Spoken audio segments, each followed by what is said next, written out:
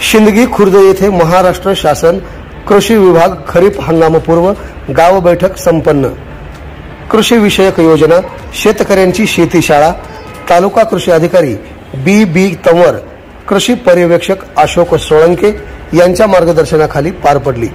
या कार्यशाळेचे व गाव बैठकीचे आयोजन कृषी सहाय्यक सचिन शेळके यांनी केले होते. यावेळी सरपंच हरिभाऊ तुळशीराम सोडगीर, इस्माईल आंबीर साहब शेख, हरिश्चंद्र मेसाजी जाबाडे, रोहिदास दत्ता जाबाडे, ताजुद्दीन शेख यांच्यासह गावातील शेतकरी बांधवांची उपस्थिती होती.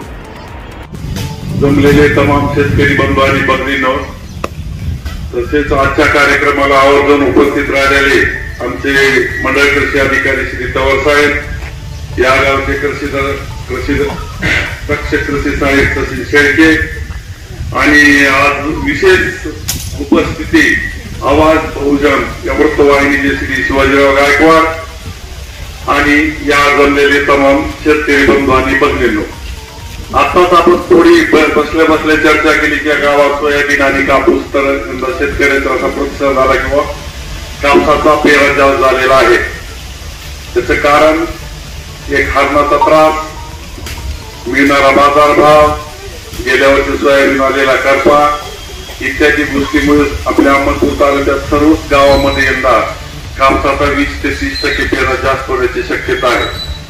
तर प्रथम मी असं सांगतो की आपल्याला मागे एकदा गाव बैठक घेतली होती की सोयाबीन ही आपल्या लातूर जिल्ह्यामध्ये 20 ते 25 वर्ष झाले लगातार सलग सोयाबीन पीक चालू आहे.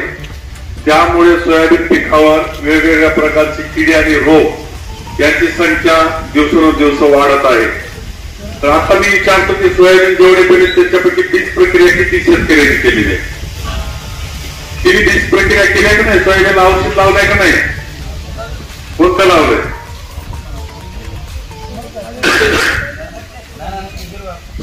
हा, लहान आणि हिरो, इलेक्ट्रॉन, कॅस्केट, वार्डन.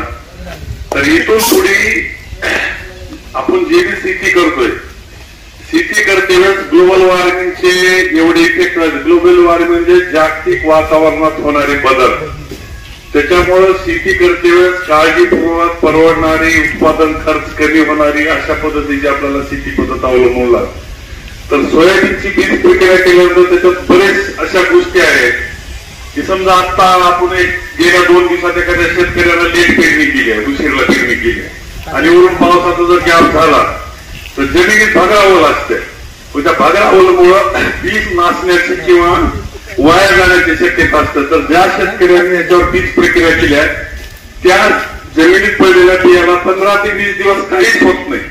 त्याच्यामुळे इथून पुढे शेतकऱ्यांना बीज प्रक्रिया करून पेरायची. आता सोयाबीन आम्ही एक दिवस पाहिलं तरी कमीत कमी 20 दिवस झाले असतील, 18-20 दिवस पेरले.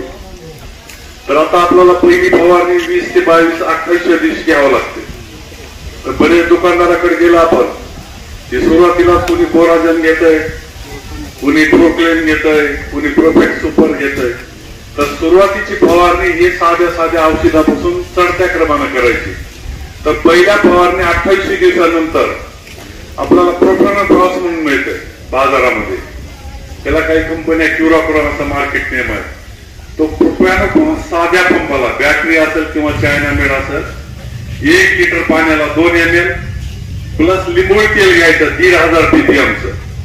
लिंबोळी तेल 50 ml टाकायचे एका टाकीला आणि त्याच्यानंतर बाजारामध्ये 22 प्लस कार्बन डिझेलचं, त्याला 22 म्हणते आणि सायंटिफिक भाषेमध्ये कार्बन डिझेल मिळते आणि मॅनकोजेट म्हणते, बाजारात त्याला M45 मिळते. हे संयुक्त बुरशीनाशक 7 म्हणून मिळते. तर क्युराक्रोन प्रति लिटर 2 ml, लिंबोळी तेल 1500 ppm 2 ml आणि साप म्हणून एक औषध मिळते ते प्रति लिटर पाण्याला 2 ग्राम साध्या पंपाला. म्हणजे बॅटरीचा फवारा असेल किंवा चायनामेड असेल. आणि जुना जर ते गोल्ड टाकीचा फवारा असेल तर त्याची ह्याची मात्रा दुप्पट किंवा तिप्पट करून फवारणी करायची. फवारणी करते सकाळी 6 ते 11 पर्यंत फवारणी करायची. 11 नंतर फवारणी बंद करायची. त्याचं कारण असं आहे की जसं जसं उन्हाची, सूर्यप्रकाशाची तीव्रता वाढेल तशी तशी कीड ही पानाच्या आड किंवा फुल्यावर लपून बसते आणि नंतर 4 वाजता पुन्हा सक्रिय येते वावरात.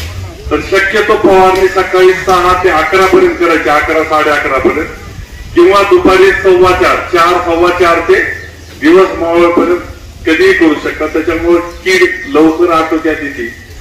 आता या वेळेस कापसाचं क्षेत्र जास्त झालं तर कापसाला 2 गोष्टी आहेत.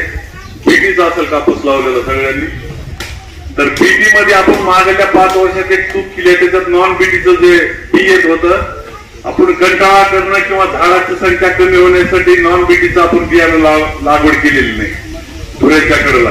तर आता त्या बीटी मध्ये मी यायला ते बियाणं म्हणजे कुठेही कडे तुम्हाला सांगता येत नाही. तर ती आपण जे चुकीची पद्धत अवलंबली गेल्या 5 वर्षात, त्याच्यामुळे त्याच्यावर मी आता बोंडअळी यायले. बरोबर का नाही? बोंडअळी यायले का नाही? चापी अळी, बोंडअळी, स्पॉटेड बोलवॉर्म आणि पिंक बोलवॉर्म म्हणतात त्याला इंग्लिशमध्ये. तर तुम्हाला एकदा पिंक बोलवॉर्म, बोंडअळी एकदा मधात बोंडामध्ये गेली की तिला कंट्रोल करणं खूप मोठं अवघड काम आणि जिकिरीचं काम असतं. त्यासाठी कपाशीला किंवा कापूस या पिकाला फवारणी हे अगोदरच घ्यायची, येण्याची वाट बघायची नाही. आणि शक्यतो फवारणी अमावस्येच्या 2 दिवस अगोदर किंवा 2 दिवस पलीकडे घ्यायची. कारण का त्या पिरियड मध्ये रात्रीचं अंधारी रात्र असते. अंधारी रात्रामुळं त्या किड्यांचं मिलन होऊन कमीत कमी किड्याचं मिलन होऊन जास्तीत जास्त अंडे घालतात. तर त्या कापसाला फवारणी आहे त्या अमावस्येच्या अगोदर 2 दिवसांनी किंवा अमावस्येच्या नंतर 2 दिवसांनी या 4 दिवसात फवारणी घ्यायची म्हणजे घ्यायची. त्याच्यावर रोग असेल नसेल काही अडचण नाही, पण प्रिकॉशन काळजीपूर्वक साध्या औषधाची फवारणी घ्यायची. काही जर नसेल तर साधं घ्यायचं, काही जर आपल्याला कीड वगैरे असेल तर थोडं भारी औषध घ्यायचं. आणि ती अळी कंट्रोल करणं खूप जेगिरीचं काम आहे एकदा जर मध्ये गेली तर. कारण का कसले जर औषधं किती दुकानदार कुणी तज्ञांना सांगितलं तर मध्ये ते औषध मरतच नाही आहे, त्याला बोट तोड काढून बाजूलाच फेकावं लागते. त्याच्यामुळं अमावस्येच्या 2 दिवस अगोदर किंवा 2 दिवस नंतर घ्यायचं. आता आमच्या कृषी विभागाकडून फेरोमोन ट्रॅप सापळे जे आहेत ते सापळे आल्या तुमच्या गावात जास्तीत जास्त वाटप करायचा आम्ही प्रयत्न करू. ते सापळे लावलं तर तुमच्या जवळपास 2 ते 4 फवारण्या वाचतात. त्याच्यामुळे फक्त एक काळजी घ्या की सापळे लावतेच मधलं जे लूर असते, गुळी असते, त्याला हात लावायचं नाही. काडीनं किंवा एखाद्या आपल्या लोखंडी तारानं ते लूर मध्ये टाकायचं, ते पॅक करून ठेवायचं. आणि त्याची जी उंची आहे रवायची, ते कापसाच्या झाडाची काठी रवायची आणि एकरी 5 सापळे लावून टाकायचे. ते त्याच्यामुळे तुम्हाला एकतर कीड किती आहे कापसावर कळते आणि त्याचं पूर्ण त्याच्यामध्ये होत आहे. तर ती एक काळजी घ्यायची. बाकी दुसरा एक प्रॉब्लेम आहे की कापसावर लागाचं प्रमाण जास्त येते का इकडे नाही येत. ते लागाचं प्रमाण याचे 2 कारण आहे. एक तर पावसाचं पाणी साचल्याला पाऊस पडल्या वावराच्या बाहेर काढून द्या तुम्ही. आणि दुसरी गोष्ट त्याला आता नॅनो युरिया आला, नॅनो DAP आला. तर सुरुवातीला बेसल डोस मध्ये ज्यावेळेस आपण खत घालतोय त्यावेळेस मॅग्नेशियम सल्फेट एकरी 10 किलो आपल्या खतात मिसळून द्यायचं. त्याला वावरा पावसानं पडलेलं साचलेलं पाणी बाहेर काढायचं आणि थोडा बहुत लाल्या दिसला की त्याच्यावर युरिया आणि मॅग्नेशियम सल्फेट हे 2 मिक्स करून खातात फवारायचे. त्याच्यामुळे लाल्याचं बरंच प्रमाणात कंट्रोल होते. आणि लाल्याचं आणखी दुसरं आहे, पांढरी माशी जी कापसावर येते, क्रिप्स येते, ते पानाच्या खालून जे कापसाचे शिरा असतात त्या शिरामधून रस शोषण करतात. रस शोषण केल्यामुळं पाण्याचं प्रमाण पानातलं कमी होते, त्याच्यामुळे लाल्याचं प्रमाण वाढतंय. तर या 2-3 गोष्टी आपण जपायच्या, त्याच्यामुळं खूप मोठ्या प्रमाणात कंट्रोल होते. आता नवीनच एक केलेला पैसा आलाय का इकडे कापसावर नाही. पैसा आपला ते शंकी गुगल काय आणि पैसा म्हणजे आपलं गोमत सारखं असेल तर 10, 15, 20 पानं ते हातात धरलं की गोल होते. हा ते चालू झालं आता नवीन. तर त्याला आता रासायनिक प्रतिबंध करणारं कुठलंच औषध नाही, विद्यापीठ कुठलंच रिकमेंडेशन करत नाही. तर त्याचे 2 काळजी घ्यायची. पिकाची फेरपालट करायची, उन्हाळ्यामध्ये खोल नांगरट करा. आणि जर आलंच तिथं तर क्लोरिपायरिफॉस किंवा किनॉल फॉस हे प्रति लिटर 2 ml टाकून जिथे तरी जास्त जागी हे असते त्याचं हा झोपते त्याच्यावर फवारायचं. आणि शंकी गोबर काय जर आली तर बाजारामध्ये मेटाऑल्डिहाइड आलं एकरी 5 किलो लागते. ते गोळ्या आणायच्या, एक 5-10 फुटावर गोळ्या फोडून टाकायच्या. गोगलगाईचं शरीर एकदम पातळ असते, पाणी येते, त्या गोळीला स्पर्श झाल्या गोगलगाय 1-2 दिवसात मरते. किंवा त्याची दुसरी सोपी पद्धत, आपलं पोतं भिजून आणायचं, कलतारी पोतं, आणि थोडं चुराट्या किंवा गेल्या वर्षीचं काही जे कैसन आहे गुळाचं पाणी करून धुऱ्यावर ठेवायचं पोत्यात धुरून. पहाटेच्या वेळी सगळ्या गोगलगाई त्याच्यात जाऊन बसतात. सकाळी 6-6:30 जायचं, ते पोतं उचलायचं, त्याच्यात 50-100 गोगलगाई जमा होत्यात. ते जमा करायच्या, त्याच्यात आपले कपडे धुवायचं, जे सर्फ असतं, एक्सेल, निरमा, काय जे असेल ते 1-2 चमचे टाकायचं, 5-6 लिटर पाणी करून त्याच्यात गोगलगाई टाकून टाकायचं, ते मरून जातं. त्याच्यामुळे सगळ्यात सोपं कंट्रोल ती आहे, पण सकाळी शेतात जावं लागते. त्याच्यानंतर काही अडचणी आहेत का सोयाबीन कापसावर तुमच्या? काय असेल तर आपण आजची चर्चा करू, शेतात जाऊ. यानंतर या अहमदपूर तालुका कार्याचे मंडळ कृषी अधिकारी तवर साहेब हे महाडीबीटी आणि कृषी यंत्रकरण आणि पीक विमा यांच्यावर मार्गदर्शन करतील. प्रथम मी महाडीबीटी बद्दल तुम्हाला सांगतो. आपल्या बऱ्याच लोकांनी लाभ पण घेतलेला आहे त्यावर. सध्या आपल्याकडे नॅनो DAP आणि नॅनो युरिया याच्याबद्दल ऑनलाईन सुरू आहे. ज्या शेतकऱ्यांना नॅनो DAP, नॅनो युरिया ही औषधाची आवश्यकता आहे त्यांनी ऑनलाईन करा. ती ऑनलाईन करण्याची शेवटची तारीख 30 तारीख आहे. 30 तारखेपर्यंत ऑनलाईन होणार आहे. ते तुम्हाला अनुदान तत्वावर भेटणार आहे औषध. जास्त लोकांनी ऑनलाईन करा. नाही एका तुम्ही तिथं ऑनलाईन करा. नंबर दुसरी गोष्ट, आपल्या महाडीबीटीवर भरपूर योजना आहेत. त्यामध्ये आपलं ठिबक तुषार असेल, यांत्रिकरण असेल, MIP म्हणजे आपलं फलोत्पादन योजना असतील, फळबाग लागवड असेल, इत्यादी योजना आहेत. त्यामध्ये आपल्याला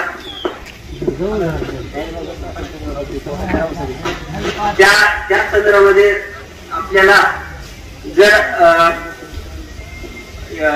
यांत्रिकरणामध्ये आपलं ट्रॅक्टर असेल, ट्रॅक्टर सहित अवजारे असतील, त्याच्यानंतर ठिबक तुषार असेल, या सर्व योजनांचा लाभ घेण्यासाठी आता फक्त तुम्हाला एका अर्जामध्ये तुम्ही सगळ्या गोष्टी ऍड करू शकता.